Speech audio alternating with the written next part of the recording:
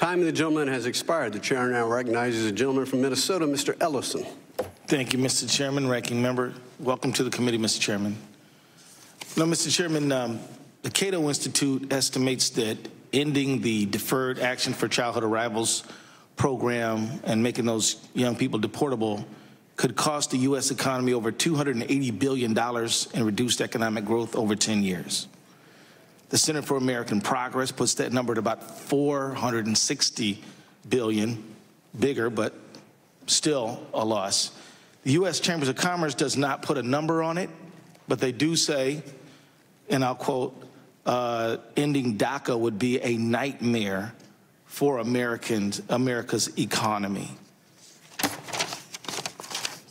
So what kind of economic impact would ending DACA and making 700,000 Dreamers deportable have on our economy?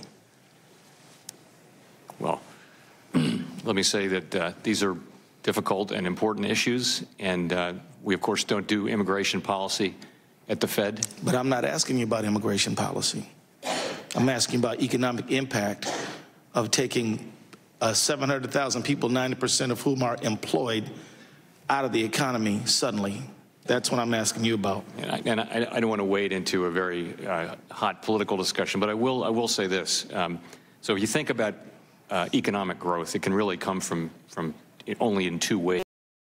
Simplify it. It's either going to be more people working or it's going to be higher productivity. We've talked a lot about productivity, but the workforce is now growing at only about 0.5% per year, and some of that has been from immigration. So to the extent you care about potential growth, you need to be considering that in your discussions about immigration.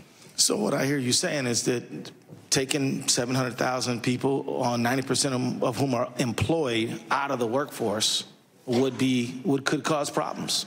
I'm just not going to comment on that particular situation. Yeah, I hear you, but I'm asking about the economics of it. I'm asking you as somebody who leads an institution that has a mandate not just to keep inflation down, but to pursue full employment. You have a dual mandate, and I'm asking you about employment, and you're declining to answer my question. Would you like to just talk about what it would mean to take 700,000 people out of the economy? Let's just say they all went to Mars for some reason. In fairness, Congressman, I really am not going to get into the debate over DACA. I'm just not going to do that. I'm not asking you to, sir. I'm just asking you to talk about the economics of it. Well, let me ask you this. Let me see if you could answer this. What does it mean to have a group of people in their prime working years suddenly disappear from the economy? Well, all else held equal, you would lose some productivity from that, some output from that. Okay, thank you very much. So